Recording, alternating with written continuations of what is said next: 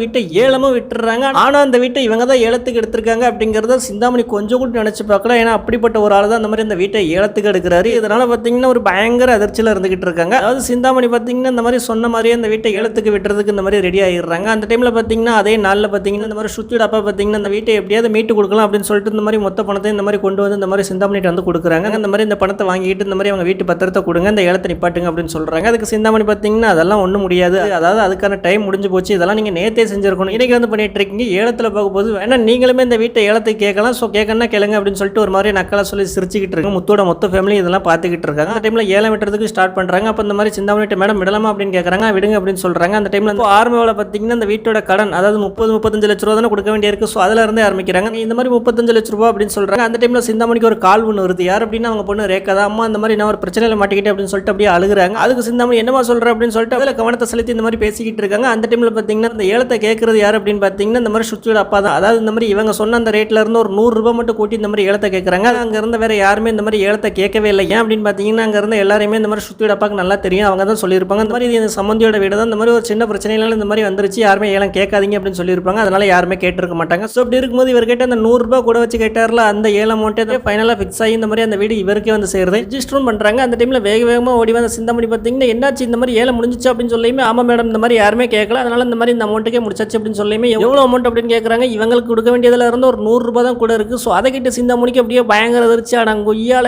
எது நடக்கக்கூடாதுன்னு நினைச்சேன்னு அது நடந்துருச்சு, கை கெட்டினது வாய் கெட்டாம போயிடுச்சு, இப்போ என்னடா பண்ணுவேன் அப்படிங்கிற மாதிரியே பார்த்துட்டு இருக்காங்க.